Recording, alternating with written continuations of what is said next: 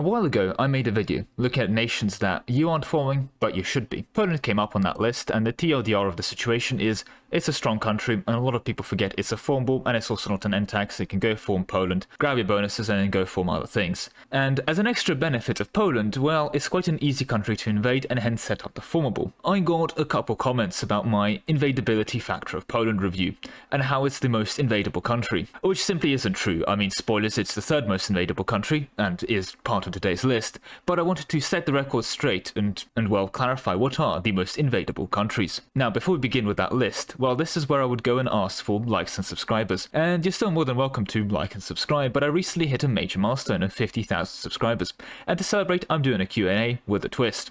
I won't see the questions until they're given to me live. To make this possible, I have had a good friend of mine set up a separate Discord for people to submit questions. So I have a request for you. Please join it and give me some questions for the live Q&A. Anyway, enough self-shitting, let's get to the main point of the video. What makes a country invadable? Well, firstly, it has to be worth invading. It doesn't matter if everything else is perfect, invading 300 desert provinces for 15 total development, and all those provinces being terrible trade goods, well, it's not worth it. Low development is in itself a small hindrance to invasions too, as even in otherwise perfect conditions, low base development means low base supply for armies, so our ideal target has a lot of rich development. Next, minimal natural boundaries. Defensive mountains are hard to invade for sure, but forests and hills dotting the landscape can also become an issue as they provide natural points for defense and depth. Ideally, you don't just have one mountain range saving you, you want defense and depth, and mountains and hills and forests dotted throughout your land, if not through most of your land. So the land should be open and flat.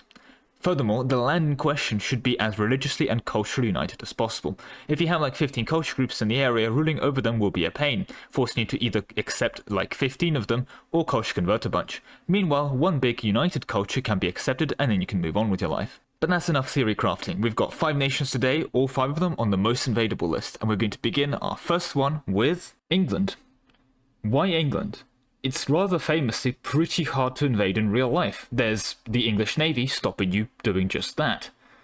However, it's EU4, and despite the fact that England, and then later Great Britain, does have insane bonuses to their navy, power creep happened. That means that nations like Malaya, or even Japan, when committing to naval things, can actually beat and exceed British naval quality. And it's not too hard to get to a comparable point if you're playing someone like Denmark that has some naval bonuses, or you're just rich and can afford way more heavy ships than England. Now, England, of course, is also pretty rich, meaning that they can afford a lot of heavy ships, and they have a lot of heavy quality ships to buff them and maintain their existence. This does mean that England's navy does pose a very, very serious threat to any invasion plans. However, it's a one-stop shop defense for England. Once you get past the navy, once you've got on a landing off, it's an absolute free game, because let's take a look at the terrain of England. The entire goddamn thing is basically just one big field full of development and worthwhile land to invade in. Like, you have some defensive points in Norfolk, and you have a bit of forest here, so you have at least a little bit of a defensive depth, but your actual mainline defensive positions, in terms of your marshes and forests, are on the borders of Scotland, aka the part where you stop bothering to invade, or Wales, which, great, there's like 6 development here total, and even then there's a couple grasslands for you to go through. Basically, the good part of England has no defensive potential. You can just walk into Kent, into London, into Oxford, into Sussex, into Hampshire without ever dealing with any negative terrain bonuses. And the land here is very, very good. Because it is farmland and grassland, it actually gets devved, and all of the land here is culturally united. This is all English. It is one big culture group for you to conquer. So accepting the land is really good, and the land itself is really, really rich. The trade goods are also nothing to complain about. You've got your cloth here. There's a couple odd fishes here, but again, you've got cloth. You even have a bunch of coal if you want to push up that way. I say not clicking on any of the coal provinces. Great. Aha, the trade good map mode. There we go. You've got your iron. You've got your cloth and a pretty decent layout. A bunch of wool, sure, but you have a lot of coal as well during the center of it. Again, absolutely nothing to complain about here. The land is high development and rich. It is culturally united. It is, even for the most part, tends to be pretty religiously united as well. Like, outside of the initial barrier to entry, the British Navy, this land is beautiful to invade. And where can you defend England? Well, your defensive positions are Wales. It's Scotland. It's, ironically enough even, Ireland, because most of Ireland is just one big forest. That makes it a good defensive position. The problem is, that's the part of England that's not worth invading. The only bits of England that you can actually defend are the bits that you don't want to be invading. It's kind of like having all your defensive, positions behind you. Great, I'm just not going to go for them. I'm going to take the bits I want in front and not bother with the rest.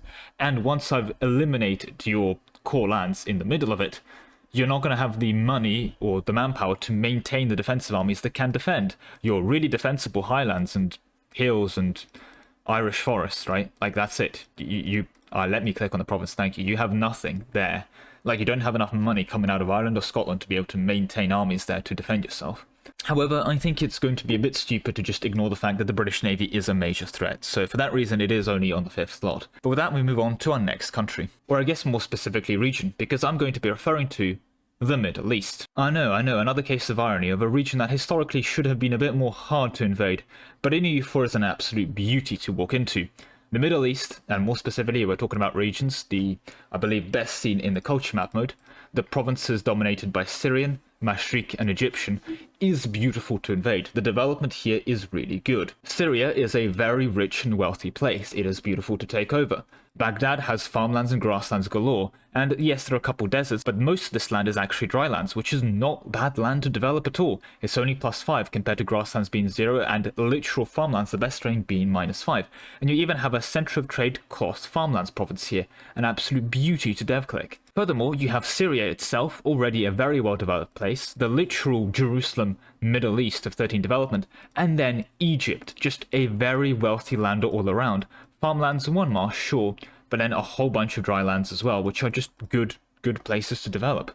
And here's the thing, if you are invading the Middle East, normally what are you doing it with? You're normally doing something like the Ottomans, meaning that the defensible terrain for the Middle East, up here in Dul-Qadir or Karaman, this land is stuff that you own. So you become the defense in depth of the Middle East from the north. Or you're playing as Persia. You have all of this defense in depth mountains and you go into the lowlands, as it were, of the mountains and have an easy time invading here, because the only real defensible positions you can set up are some of these marshes at the bottom here. Like, this is okay-ish to defend, but it's not the best and just not enough for the area. And again, you can just walk around it to the north to the defensible positions. Now, there are some defensive lines in these mountains here. These can be quite annoying, but take a look at the province counts. If I put a fort in here and here, I can just walk around it. And this is kind of the issue that you encounter if you're trying to play as the Mamluks and trying to defend against the Ottomans. Your fort positions really struggle. You get one good fort here on this one hill, and that's it. Otherwise, you can just walk around it. I mean, you're either forced to put up a drylands fort, which has no defensible terrain position in it at all, so pretty useless, or you put up a mountain fort and just hope the Ottoman player goes on it and not walks across it into your heartland, into your beautiful high development lands in Egypt. So the Middle East looks like it'll be difficult to invade, but actually the only defensible parts of the Middle East are the mountains preventing Arabia to invade you, and usually Arabia, if it's invading you, is just going to go through Mushasha, take this one slot here, and then it's got a home free run anyway. So you can't defend from Arabia, you can't defend from Persia, you can't defend from the Ottomans. Maybe you can defend from Ethiopia? Well, no, Ethiopia's again clogged all the defensive highlands terrain as their core lands, and at the moment they start expanding into you, okay, they have to go through a desert and some coastal desert, sure, but again, it's a relatively free game. The worst part is, of course, is the desert, low-dev desert I've mentioned as being a relatively difficult part of land to go through. But most of it is livestock giving you supply limit modifier at a time when you desperately need supply limit modifier. And it gets even more hilarious when you talk about this invasion path into the Middle East as well, though we're really looking at Egypt. The state here to invade it from places like Tunis. This entire state is low-deved and is coastal desert. But being coastal means that it gets a supply bonus for being coastal, and it's livestock, so it gets a supply bonus from livestock. Like, look at it, the entire state, up until this province of Tirana here, is fish.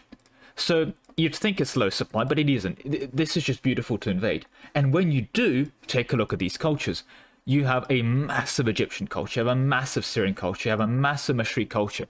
You accept those three and you're good. And the Bedouins here look quite big, but absolutely don't accept them. There's a monument in Petra, I believe, in this province, yes, in Ma'an, where you need to be either Syrian, Bedouin, or Roman. Just accept the Syrians and culture convert 2, 3, and 5 development provinces. And the rest of this land doesn't matter. The actual Bedouin provinces are random deserts, 4 bits that no one cares about. The good stuff is Syrian or Egyptian or Mashriq. It's all in the same culture group as well, so if you're playing as the Ottomans, they're auto-accepted anyway, or But for most other invaders, you accept 3 cultures, comes with a bunch of nice monuments like Petra here. For Egypt, if you accept Egyptian, you get the pyramids and a university. You know, like, there's really a lot of reasons to invade the Middle East. The only relatively annoying bit is the religion in the Middle East tends to get a bit of messy, for lack of a better word. There's a bunch of Shia and Sunni bits, but even then it's mostly Sunni, so you can mostly just either tolerate the Sunnis or start mass converting them. You're fine either way. And yes, there are a couple annoying Shias, and what happens with Karakuni starting a Shia is they do tend to actually convert a bunch of these provinces. So when you invade the area, you find that some of it has like debuffs for being recently converted, which is a bit annoying. And again, if you're someone like a Catholic trying to invade Syria, what happens is that these couple Shia provinces, or like this Fadil Shia province, gets converted and they get religious conversion, being like, you know, the recent debuff, so that gets a bit annoying. But that's really the only main debuff for the Middle East. It's otherwise a beautiful place to invade. It's not, however, the richest place, despite Egypt being there, and the trade here is really balked. So if you are like something like Constantinople, you can tend to suck it out, but you're gonna really struggle with the Egyptians, losing a bunch of trade power to the Italians, for example, and so on and so forth. So that's another thing to knock down as a negative. And you do actually have to accept 3 culture groups for it, which is a bit more annoying. But that is the main pitch for the Middle East area, this bit here, to go into the number 4 spot. But with that, we move on to number 3. And as previously spoiled, it's Poland. And I mean, I talked about it previously as to why this area is so good, but yes, past the German forests, this is all just flat, beautiful land to invade. It's culturally united as Polish. It is all one religion Catholic and tends to stay pretty Catholic during the Reformation, so that's fine. There's like no defensive depth positions. The actual defensive positions are up near Russia and Lithuania, these areas. Like, this is all just one beautiful, large place to invade. Into southern Poland, sure, you tend to encounter a couple woods, and there's like maybe some places, like 1 or 2, where it's not awful to place a fort. Otherwise, oh boy, it sucks. The entire thing, again, is just all Polish, and the entire thing's development is stunning. Like, look at this stuff. It is 7 here is yellow. Like, sure, there's a couple 5s and maybe even a 3 redwoods, but 17 farmland, a 20 farmland, and 14 highland.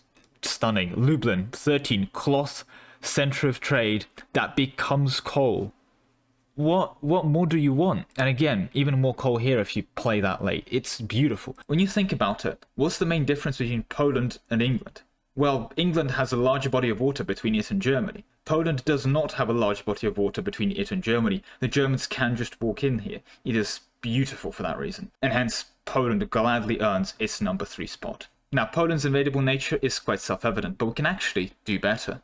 And for that, we go to the number 2 spot. And I'm of course talking about Northern India. Why? Well, let's take a look. Northern India has a bit of the Middle East syndrome in that it has a lot of really, really good land. If you look here, the grasslands and the farmlands, that is just really nice to invade. But unlike the Middle East, where the trade goods are mediocre at best, sometimes pretty decent, sometimes okay, it's a bit of a toss-up. We're in India. The trade goods are amazing. You've got your dyes, you've got your grains for having your large armies. Like, most of the trade goods here are just great. And defensively, well, if you are playing in this area, you can expand into Nepal and Tibet, you can expand into Afghanistan to set up defensive positions, and you can even go into southern India to get some defense in depth over these jungles, and there's a couple of highlands here. But in terms of actually being in the North India area, you do not have a lot of defensible positions at all. Sindh is one big dry land leading to a desert where you can just walk into your land and then you're in trouble. And if you're not expanding to Afghanistan, there's a person there, they can just not just steal a bunch of your trade power, but can also just walk into your land anytime. There is literally no real defensible positions for you. You are just screwed if you are in this area. Northern India is prime invasion area. And if you thought the Middle East development or the Polish development was good, just wait till you see the Indian development here. This is stunning. Delhi 22 dev, Central Durb 24 dev. All of this is farmlands with like 10 dev, and you get glass, you get cotton. Again, great trade goods all around. Nothing to complain about, just beautiful, good land. You even have your Indian silks, like, come on. And this area is quite large. If you extend all the way down into Bengal, you continue having just good land to continue going. These farmlands go for quite a while, as you can guess.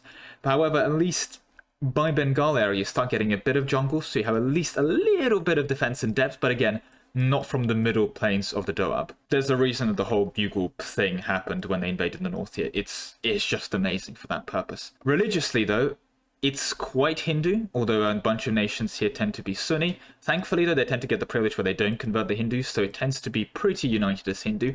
If you are invading India, I'd recommend flipping Hindu, or at least considering it as a pretty decent option. However, you can also convert it with missionaries if you're going for Sunni as well. Not just with missionaries, but with merchants. There's the, if you are Sunni, there's this button here to propagate religion, and that does work on here, and it's pretty good as well as a secondary option. But Sunnis also get a lot of tolerance options for Hindus as well with the estates, so yeah, basically the religion issue isn't that big deal. What is a big problem, especially if you're invading India, is that culturally, India is a goddamn mess. What is this? You'd think it is one united subcontinent, but there's basically like 5 Europes in here worth of culture. And EU4 is simplifying. The actual cultural makeup of India is much, much worse than this. It is an absolute mess, and this is the reason it's basically not number one. The main thing that's holding back India from being so invadable is just the tapestry of culture here is really, really intricate, and there's so much going on. Like, even if you're looking at culture groups here, this one culture group here is like 5 cultures. You get like nothing. This culture group, you get some nice things like Sind up here, but a lot of it is great jungle, and Malvi's pretty decent. And I mean, again, most of this land is still pretty decent, but culturally, India is just an absolute mess. There are literally like 1, 2, 3, 4, 5 groups in like the middle bits of India. We're not even talking about the random mess of why is Kandy part of the Bengal culture group? What's going on here? Culturally is the main thing that's holding India back. Like, once you sort out the culture mess, it's a lot better, and this is actually one of the reasons the Mughals are so good at invading India, because they just auto-accept the cultures. But this is the main issue with India, is the absolute cultural mess in the area. Regardless, the main good bits of northern India are still maintained, like Punjabi, Hindu, and Abdi, except those 3, and you've got most of the good stuff. I'd also recommend Rajasthani as well, because yeah, a lot of it is desert, but there's a couple drylands, and you pick up some decent expansions into hills. And if you are going to set up a buffer state going into the highlands over here, then you probably want to accept Rajasthani as well. Like, it's just a big culture group, so even though most of the land is like 3 land desert, you are still going to get a decent chunk of good provinces out of it as well. So those would be my recommendations if you're going for the area. But I think that's enough time talking about in India. Let's move on to the best place to invade in the entire world. China is perfect. China is the greatest thing that has happened for anyone wanting to invade the space. It is goddamn amazing. The Chinese defensive mountains are not in the way of stopping you. What is this? It gives you zone of control over Beijing, and if you put a fort here, which doesn't even exist day one, you can like mildly block off Beijing. Otherwise, you can just walk around it. The existing fort line here on Dangtong doesn't even zone Beijing. And the main thing is that you're trying to prevent is people from the north, you know, the Mongol hordes, coming into the absolutely stunning fields of farmland. You get some hills in the south, that's okay, and that's your relative acceptance of defense and depth. But even then, like, yes, your periphery, you've got some jungles, you've got some highlands, you've got this little mountain range over here. And I say it's little, it's actually quite a big mountain range. Beyond that, your actual good part of China, look at all this. Look at all this. 15 dev random farmland provinces, 8-6 dev farmland provinces. This is stunning to develop. Here's a 13 dev cloth province, and I'm just clicking on random things. A 12 dev iron province, an 8 dev center of trade, an 11 dev grain, an 8 dev salt. Like, this is amazing. It's literally China. It is built to be invaded. It's incredible. And it just keeps going better the more I look at it, because this is miserable to defend against. But there's also the mandate of China mechanics. So you start invading this thing, they're going to get massive debuffs of being invaded, which makes invading the next time even easier. Even if you don't take the mandate of China mechanics, well, once you've gone past the potential of a defensive fort on this province, once you've gotten through that, and you know, you've basically taken this one province, you've opened up the entire Chinese plains from the north. The south, okay, you have a couple defensive lines of the jungles or hills to go through, but half of them are owned by Vietnam anyway, and any kind of invasions, once they're like 2 defensive lines through, are onto a field of farmlands. It is just stunning to walk through. Like, if you are playing as China, to stay safe, you need to invade into like the Tibet areas to set up defensive points there. You need to invade into Vietnam to get at least a bit of a barrier of line of jungle just to keep going into this area. Like, you have to do that. And the Mongol hordes are just an absolute mess. You can't really prevent it forever. So make sure you fortify around north of Beijing and try something, I guess, just make a deal with them or something, because this is all steppe. Like, up here, you have a straight line of steppe into your heartland, and there's basically nothing you can do about it. The only way you're defending this in depth is to just shove 50 forts here and hope for the best. Like, it's miserable. At least Korea is the opposite of that, being super defensible, and I guess you can set up a defensive outpost and try and deflect them, but the issue is, of course, is they're just going to walk around Korea as well. So, as China, you can't really defend from the north, and you can defend the rest of your heartland, but you have to really expand your borders. You have to go into Tibet, you have to go into Vietnam. However, the more you keep looking at it, the better it gets. The development here is, again, stunning. Like, look at this stuff. 33 development starting provinces, 31 starting development Beijing. Amazing trade goods. This is like, you have a monopoly on China ware, and that's a pretty good trade good as well. You have your silks, you have loads of grain. Let's get the trade good map mode actually open again. Like, look at the amount of grain that you have in China for all your manpower needs. You have cloth for all your deving. You have soap to just get rich. Basically the world's supply of China ware. A load of tea for advisor costs, like you need advisor costs. Well, I mean, most of it is also in camps, so maybe do grab these areas just to secure the tea production. But like, again, good trade goods all around. The only thing you're even remotely missing is some coal, but you're so rich you don't need it. Like, you have 15 dev farmland iron provinces. Like, what the hell? Come on. If you want to go for an able empire for some goddamn reason, you even have a bunch of fish things to work with as well. Like, it's genuinely stunning. It's beautiful. And it somehow keeps getting better. Because religiously, this entire thing is Confucian. Like, the good part of it is just Confucian. So you can just accept the Confucian cultures if you're someone like Tengri invading it, or convert to Confucian yourself.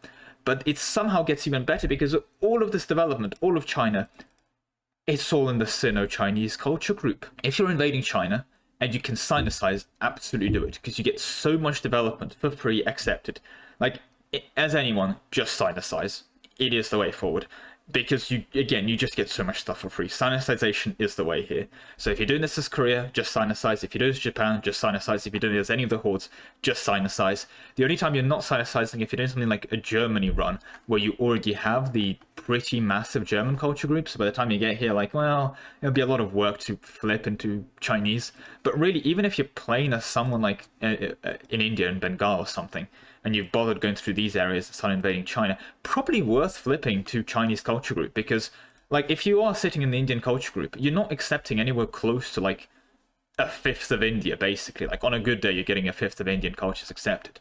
Just become Chinese and get the whole of China, right? Like, and this is what also makes, again, it's the major part of why China is so good to invade, is that once you've Sinicized, you've basically accepted the whole thing culturally. But no, absolutely, without a shadow of a doubt, China is the best place to invade in EU4. But with that all said, that is going to be all the time I have for you today. Thank you very much for watching, with a special thank you to my channel members, especially Ark, Soda, W Haste, Suleiman, Star72, Lord Zendikar, Nick Fassbender, Nanhatan, Nick Huss, The Awesome Rabbit, Best Pro Gaming, Grandma Flavia, Connor, Andrew Salbug, Decky, Sov, Mobkiller, Anthony35, AC Napa, Glorious Leader, Zerkis, and Mr. Kumshok.